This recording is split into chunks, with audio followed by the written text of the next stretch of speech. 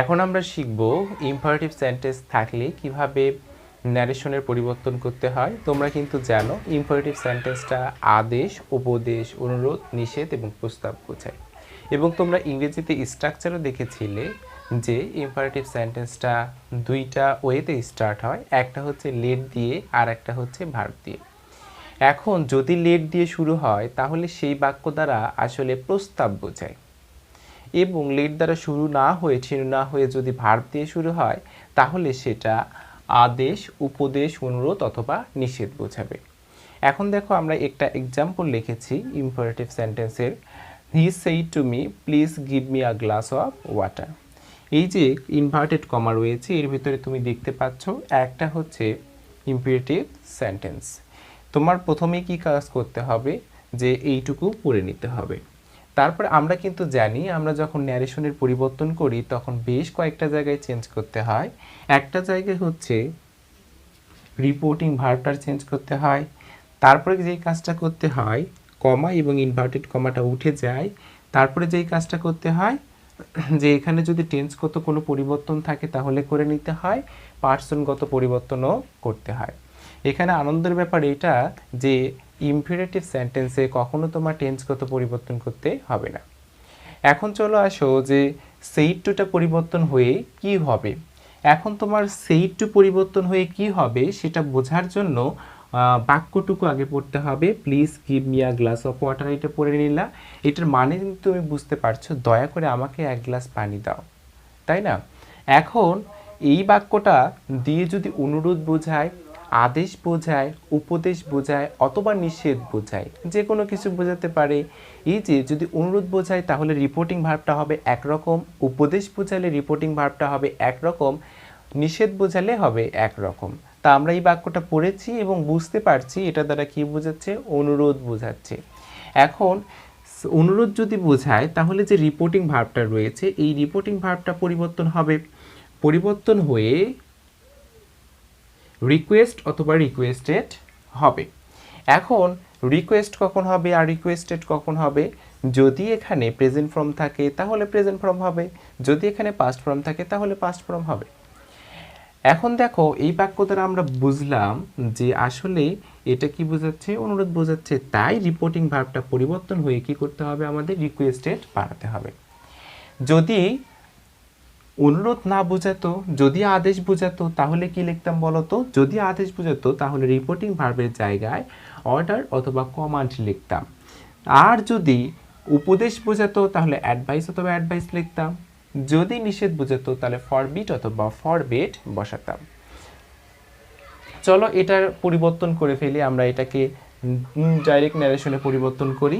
তুমি যখন পরিবর্তন করবে এই যে হি আছে, হি প্রথমেই লিখব। আমরা জানি সেইড টুটা পরিবর্তন করতে হবে, পরিবর্তন করে কি লিখতে হবে বলো তো? সেইড টুটা পরিবর্তন করে আমরা কি লিখব সেটা কিভাবে বুঝতে পারি? সেটা আমরা বুঝতে পারি এইটুকু থেকে। এইটুকু আমরা পড়েছি, পড়ে বুঝতে পেরেছি যে আসলে এই বাক্য দ্বারা অনুরোধ বোঝাচ্ছে, সুতরাং সেইড টুটা কি হয়ে যাবে, রিকোয়েস্টেড হয়ে যাবে।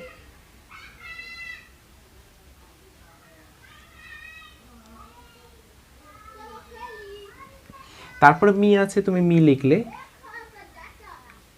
তারপরে আমরা কিন্তু জানি যে কমা এবং ইনভার্টেড কমাটা উঠে যায়, উঠে গিয়ে কি বসে বলো তো?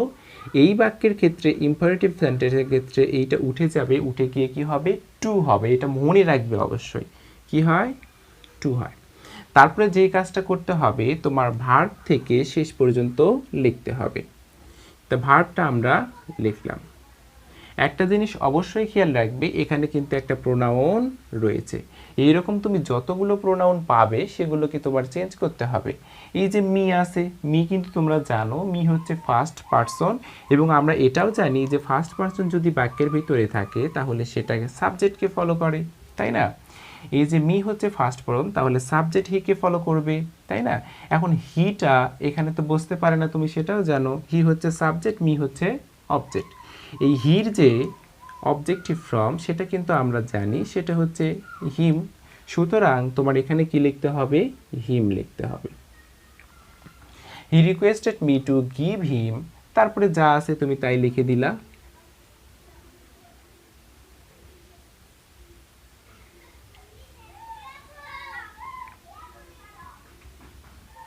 এভাবে তুমি কি করতে পারো, ইম্পারেটিভ সেন্টেন্সকে চেঞ্জ করতে পারো। আমরা আরও দুই একটা এক্সাম্পল সলভ করব।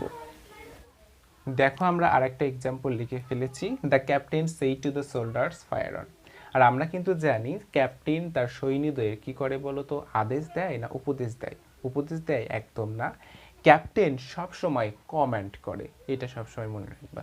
তাহলে এই যে সেই টু আছে, সেই টুটা পরিবর্তন হয়ে কি হয়ে যাবে বলো তো, কমান্ডেড হয়ে যাবে। তাই আমরা সেই টুটা পরিবর্তন করে কি লিখব, কমান্ডেড লিখব। এবং আমরা কিন্তু জানি কমা এবং ইনভার্টেড কমা এইটা উঠে যাবে, উঠে গিয়ে কি হবে, টু হবে। তারপরে যে কাজটা করতে হবে, ভার্ব থেকে শেষ পর্যন্ত লিখতে হবে, এবং এর ভিতরে যদি কোনো প্রোনাউন থাকে তাহলে সেটা চেঞ্জ করতে হবে। এখানে দেখতে পাচ্ছ এর ভিতরে কিন্তু কোনো প্রোনাউন নেই, তাই প্রোনাউনগত কোনো চেঞ্জ হবে না, অর্থাৎ পার্সনগত কোনো পরিবর্তন হবে না। এখন আমরা লিখব,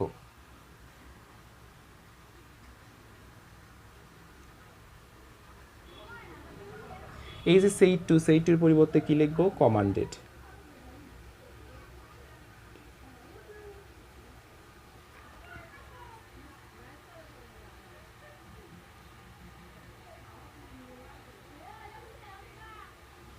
এই যে কমা এবং ইনভার্টেড কমা এটা উঠে যাবে, উঠে গিয়ে কি হবে, টু হবে। তারপরে অংশটুকু লিখব।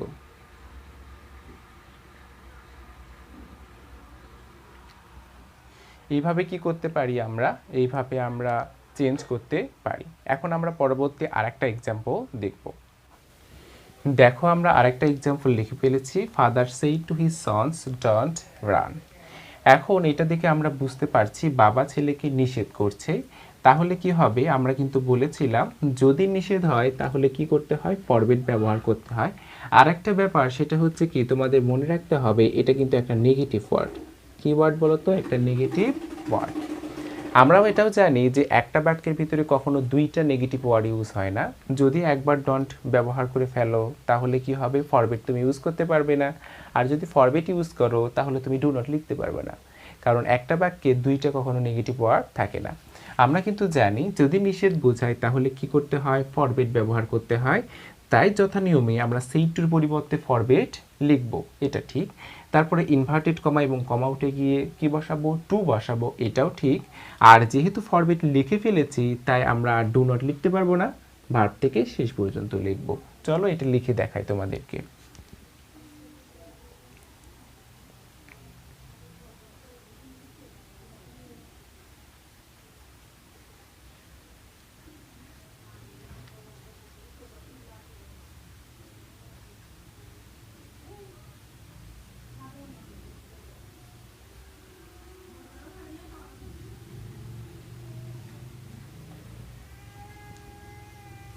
দেখো আমরা কিন্তু লিখেছি এই যে সেই টুর পরিবর্তন করে আমরা ফরবিট লিখেছি। এই যে কমা এবং ইনভার্টেড কমা উঠে দিয়ে আমরা টু বসিয়েছি, এবং তোমাদেরকে বলেছিলাম ফরবিট হচ্ছে নেগেটিভ ওয়ার্ড। তাই কি করতে হয়, ফরবিট যখন আমরা লিখব তখন আর ডু নট লিখতে পারবো না, ডু নটকে উঠাই দিয়েছি, দেওয়ার পরে ভার্ব থেকে শেষ পর্যন্ত লিখেছি। এরকম তোমার যদি ফরবিট থাকে তাহলে তুমি কি করতে পারো, চেঞ্জ করতে পারো বা লিখতে পারো। এবং যদি কখনো উপদেশ বোঝায় তাহলে কি করতে হবে, তোমার উপদেশ যদি বোঝায় তাহলে তোমার অ্যাডভাইস তুমি ব্যবহার করতে পারো। দেখো উপদেশ যদি বোঝায় এরকম একটা এক্সাম্পল আমরা সলভ করব। এখন দেখো আমরা একটা এক্সাম্পল লিখে ফেলেছি যে the teacher said to the student do not tell a lie. এখানে দেখে বুঝতে পারছো টিচার এবং টিচার স্টুডেন্টকে কি করতে পারে বলো তো, টিচার স্টুডেন্টকে দুইটা কাজ করতে পারে, একটা আদেশও দিতে পারে, আবার কি করতে পারে, অ্যাডভাইসও করতে পারে। স্যার সবসময় তো আদেশ করে না, মাঝে মধ্যে কি করে, অ্যাডভাইসও করে। এখানে কি করছে বলো তো, মিথ্যা বলতে বারণ করছে, সেটা কি বলো তো, অ্যাডভাইস। তাহলে সেই টুটা যে থাকবে, এই সেই টুটা পরিবর্তন হবে, সেই টুটা পরিবর্তন হয়ে কি হয়ে যাবে, অ্যাডভাইসড হয়ে যাবে। এখন ইন্টারেস্টিং ব্যাপার হচ্ছে, এখন একটা ইন্টারেস্টিং ব্যাপার হচ্ছে সেটা হচ্ছে কি, কমা এবং ইনভার্টেড কমা এটা উঠে যাবে, এটা ঠিক, উঠে গিয়ে তোমরা জানো সেটা কি করতে হয়, টু বসাতে হয়। এখানে তুমি কিন্তু দেখতে পাচ্ছ একটা নট রয়েছে, নট আছে না, নট আছে। আমরা কিন্তু বলেছিলাম যদি ফরবিট আমরা ইউজ করি বাক্যের ভিতরে তাহলে ডু নটটা উঠে যায়, কোনো ঝামেলা থাকে না। আমরা জানি অ্যাডভাইস কিন্তু নেগেটিভ ওয়ার্ড না, তার মানে কি বলো তো, এই নটটা তোমার লিখতে হবে, কিন্তু নটটা তুমি কোথায় লিখবে? এই নটটা অবশ্যই লিখবে, সেটা হচ্ছে কি, এই যে টু লিখবে তুমি ইনভার্টেড কমা এবং কমাটা উঠে দিয়ে এই টুর আগে লিখতে হবে। চলো আমরা একটু চেঞ্জ করে দেখি।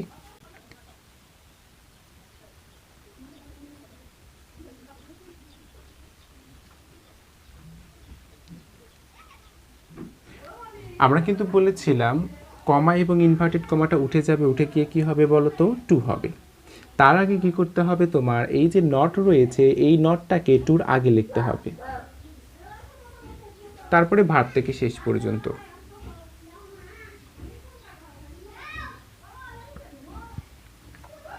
এইভাবে তুমি কি করতে পারো, যে কোনো বাক্যকে তুমি ন্যারেশনের পরিবর্তন করতে পারো, এইরকম যদি আদেশ, উপদেশ, অনুরোধ, নিষেধ বোঝায়। যদি নিষেধ বোঝায় তাহলে আমরা কি বললাম, যে ফরবিট ইউজ করতে হবে, এবং ফরবিট ইউজ করলে ডু নটটা উঠে যাবে, নট বসানোর কোনো ঝামেলা নেই। কিন্তু তুমি যদি অ্যাডভাইস ব্যবহার করো তাহলে অবশ্যই কিন্তু নট ইউজ করতে হবে, এবং ইমপারেটিভ সেন্টেন্সের ক্ষেত্রে নট ইউজ করার জায়গা হচ্ছে টু এর পূর্বে, এটা মনে রেখো। এভাবে তোমাদের প্রত্যেকের বাড়িতেই অনেকই বই আছে, তো যার যার কাছে অনেক ধরনের বই আছে, সেই বই থেকে তোমরা এক্সাম্পলগুলোকে সমাধান করতে পারো। এখন আমরা শিখব আসলে যদি লেট দিয়ে বাক্যটা শুরু হয় তাহলে আসলে কিভাবে আমরা ন্যারেশনের পরিবর্তন করব। তোমরা দেখতে পাচ্ছ আমরা একটা এক্সাম্পল লিখেছি, যে let us go out for a walk, he said to me let us go out for a walk. এটা কি বলতো, ইম্পারেটিভ সেন্টেন্স, যেটা কি দিয়ে শুরু হয়েছে, লেট দিয়ে শুরু হয়েছে। এখন লেট দিয়ে শুরু হওয়া বাক্যগুলো প্রধানত দুইটা জিনিস বোঝায়, একটা হচ্ছে প্রস্তাব, হ্যাঁ, যদি একটা বোঝায় প্রস্তাব, এবং যদি প্রস্তাব বোঝায় তাহলে অবশ্যই লেটের পরে আস থাকে। তাই আমরা বলি যে লেটের পরে যদি আস থাকে তাহলে এই নিয়মটা অনুযায়ী পরিবর্তন করতে হয়।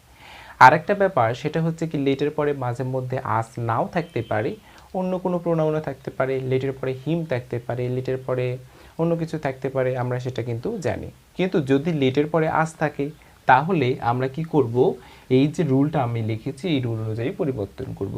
রুলটা আসলে কি, আমরা কিন্তু জানি যে সেইড টুটা পরিবর্তন হয়, ঠিক আছে, আমরা কি জানি, রিপোর্টিং ভার্ব যেটা সেটা পরিবর্তন হয়, পরিবর্তন করে কিছু একটা লিখতে হয়।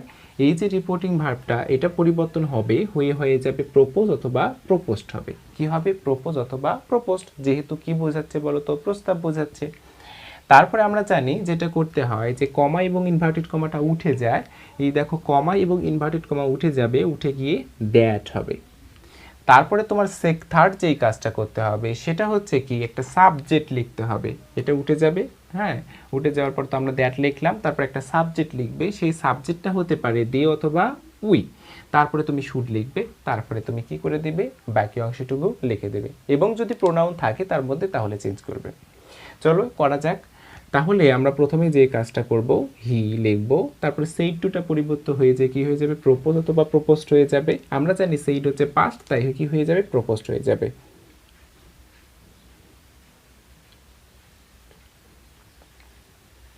তারপরে কি বলেছিলাম আমরা বলো তো, 2 নাম্বার কাজ, কমা এবং ইনভার্টেড কমাটা উঠে যাবে, উঠে গিয়ে দ্যাট হবে, আমরা দ্যাট বসাবো, দ্যাট বসালাম। তারপরে যেই কাজটা করতে হবে বলো তো, যে সাবজেক্টটা কি হয়ে যাবে, দে অথবা উই লিখতে হবে, সাবজেক্ট হিসেবে তোমার দে অথবা উই লিখতে হবে। তো তুমি যদি দে লেখো তাও হবে, উই লিখলে তাও হবে, দে অথবা উই, তুমি যে কোনো একটা লিখবে। তারপরে যেই কাজ করতে হবে, তোমার একটা শুড লিখতে হবে, এই শুড লিখবো আমরা, তারপরে বাকি অংশটুকু।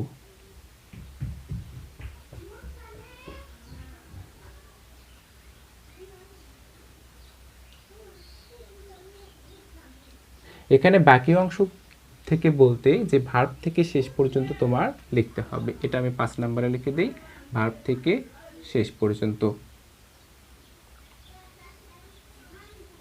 এরকম বাক্য যদি লেটাস দিয়ে থাকে তাহলে তুমি সহজেই কি করতে পারো, ন্যারেশনের পরিবর্তন করতে পারো। তাহলে প্রথমে যে কাজটা করতে হবে, রিপোর্টিং ভার্বটা চেঞ্জ করতে হবে, করে প্রপোস্ট অথবা প্রপোজ লিখতে হবে, তারপরে কমা এবং ইনভার্টেড কমাটা উঠে যাবে, উঠে যে দ্যাট হবে, এবং লেটাস থাকলে তোমার একদম মনে রাখতে হবে দে শুড অথবা উই শুড হবে।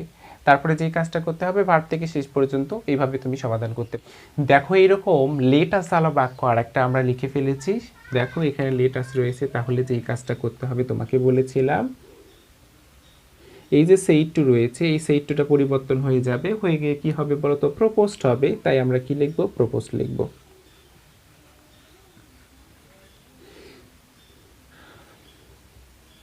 তারপরে কি করতে হয়, এই যে কমা এবং ইনভার্টেড কমা এটা উঠে যায় এই যে 2 নাম্বার রুল অনুযায়ী, তাহলে কি হবে, দ্যাট হবে।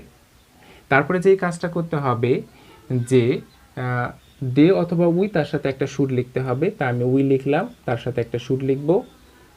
তারপরে যে কাজটা করতে হবে ভার্ব থেকে শেষ পর্যন্ত, তুমি বুঝতে পারছো, কিন্তু ড্রপ থেকে শেষ পর্যন্ত লিখতে হবে, কারণ হচ্ছে ড্রপ হচ্ছে ভার্ব।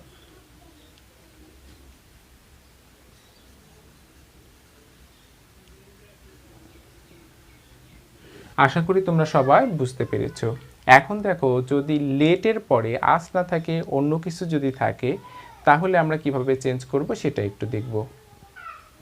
দেখো আমরা আর একটা এক্সাম্পল লিখে ফেলেছি, Kamal said to me let him say what ever he likes. এখন যে কাজটা হচ্ছে কি, তুমি দেখতে পাচ্ছ কিন্তু লেটের পরে আর কিন্তু আস নেই, সুতরাং নিয়মটা পাল্টে যাবে। আর আমরা জানি রিপোর্টিং ভার্বে একটা চেঞ্জ হয়, এই তো রিপোর্টিং ভার্ব, এটা চেঞ্জ হয়ে টোল্ড অথবা টেল হয়ে যাবে। তারপরে কমা এবং ইনভার্টেড কমা যেটা রয়েছে এইটা উঠে যাবে, উঠে যাওয়ার পরে দ্যাট হবে। তারপরে সাবজেক্ট হিসেবে আমরা যেটা লিখব সেটা হচ্ছে এই যে প্রোনাউনের সাবজেক্ট, এখানে লেটের পরে যেই প্রোনাউনটা থাকবে সেটার সাবজেক্ট তোমার লিখতে হবে। তারপরে যেই কাজটা করতে হবে, তোমার একটা মাইট লিখতে হবে, এবং তারপরে কি করতে হবে, ভার্ব থেকে শেষ পর্যন্ত লিখতে হবে। এখন আমরা চলো লিখব, কামাল সেইড, সেইড তো উঠে যাবে, উঠে যেয়ে কি হবে, টোল্ড মি,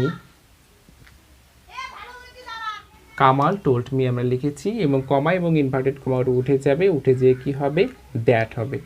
তারপরে যেই কাজটা করতে হবে তোমার সেটা হচ্ছে, আমরা বলেছিলাম যে এইখানে যে প্রোনাউন ফর্ম থাকে তারই কি করতে হবে, সাবজেক্ট বানাতে হবে। এইটা হচ্ছে হিম, অবজেক্টিভ ফর্ম, তার সাবজেক্ট হচ্ছে হি, আমরা বুঝতে পারি কিন্তু। তারপরে যেই কাজটা করতে হবে তোমার, মাইট লিখতে হবে, এই যে মাইট লিখে ফেললা। তারপরে যেই কাজ করতে হবে ভার্ব থেকে শেষ পর্যন্ত, তুমি দেখতে পাচ্ছ এখানে একটা ভার্ব আছে, এই যে সে লিখে ফেললাম, সে। তারপরে হচ্ছে what ever, WHAT, what, EVER, ever. তারপরে দেখতে পাচ্ছ হি, LIKES, লাইকস। এখন ব্যাপারটা হচ্ছে কি, আমরা যখন সেন্টেন্সগুলো পরিবর্তন করি তখন কি হয়ে যায়, ভার্ব থেকে শেষ পর্যন্ত আমরা লিখে ফেলি। কিন্তু কখনো কি দেখেছো তারপরে ভার্ব থেকে ভার্ব লিখলা, লেখার পরে আবার সাবজেক্ট চলে এসেছে, এরকম ঘটনা কিন্তু ঘটে না সচরাচর। কিন্তু এইরকমও হতে পারো, তুমি দেখতে পাচ্ছ হি লাইকস রয়েছে, হি কিন্তু একটা সাবজেক্ট এবং লাইক হচ্ছে একটা ভার্ব। তা সাবজেক্ট আর ভার্ব হলে কিন্তু একটা কি হয়ে যায়, বাক্য হয়ে যায়, যে সাবজেক্ট আর ফাইনাইট ভার্ব হলে একটা বাক্য হয়ে যায়। যদি কখনো এইরকম হয় যে সেন্টেন্সের ভিতরে যদি আলাদা একটা করে বাক্য থেকে যায়, তাহলে সেটাকে তোমার টেন্সের পরিবর্তন করতে হয় ইম্পারেটিভ সেন্টেন্সের ক্ষেত্রে। এখানে তুমি দেখতে পাচ্ছ সেই এক্সাম্পলটা রয়েছে যে হি লাইকস রয়েছে, তাহলে এটা কি করতে হবে, তোমার টেন্সগত পরিবর্তন করতে হবে এবং প্রোনাউনগত পরিবর্তন করতে হবে। তুমি দেখতে পাচ্ছ হিটা হচ্ছে কোন পার্সন বলো তো, হিটা হচ্ছে থার্ড পার্সন, আর আমরা জানি থার্ড পার্সন যদি হয় তাহলে কোনো রকম পরিবর্তন করতে হয় না, তাই হিটা হি লিখেছি আমরা। তারপরে যেই কাজটা করতে হবে তোমার, এইটুকু দেখতে হবে কোন টেন্সে রয়েছে, এটা কিন্তু প্রেজেন্ট ইনডিফিনিট টেন্সে রয়েছে। তাহলে কি করতে হবে তোমার, তুমি জানো প্রেজেন্ট ইনডিফিনিট টেন্স থাকলে পাস্ট ইনডিফিনিট টেন্সে করতে হয়, আর পাস্ট ইনডিফিনিট টেন্সের স্ট্রাকচার প্রথমে সাবজেক্ট, তারপরে হচ্ছে ভার্বের ফার্স্ট ফর্ম, এই তো লিখে ফেললে। এরকম ভয় পাওয়ার কোনো কারণ নেই, বাক্যটা দেখবে, দেখার পর সচরাচর এরকম থাকে না, কিন্তু যদি থাকে তুমি দেখবা যদি সাবজেক্ট এবং ভার্ব যদি একসাথে থেকে যায় তাহলে সেটা আলাদা বাক্য, ওই টেন্স অনুযায়ী পরিবর্তন করবে, ভয় পাওয়ার কোনো কারণ নেই। তোমরা বাড়িতে বেশি বেশি কি করবে, এই এক্সাম্পলগুলোর সমাধান করবে। এবং আজকের ভিডিওটা যদি তোমাদের একটু উপকারে এসে থাকে তাহলে অবশ্যই লাইক বাটনে প্রেস করবে, আর যদি ভালো না লাগে ডিসলাইক বাটনে প্রেস করবে। কোনো কিছুই করবে না এমন কিছু করো না, আর ভিডিওগুলো বেশি বেশি শেয়ার করো, অন্যদের কাছে, অন্য বন্ধু বান্ধবের কাছে তোমরা পৌঁছে দাও, তাদের একটু উপকারে আসার চেষ্টা করো। আজকে এই পর্যন্তই, আল্লাহ হাফেজ।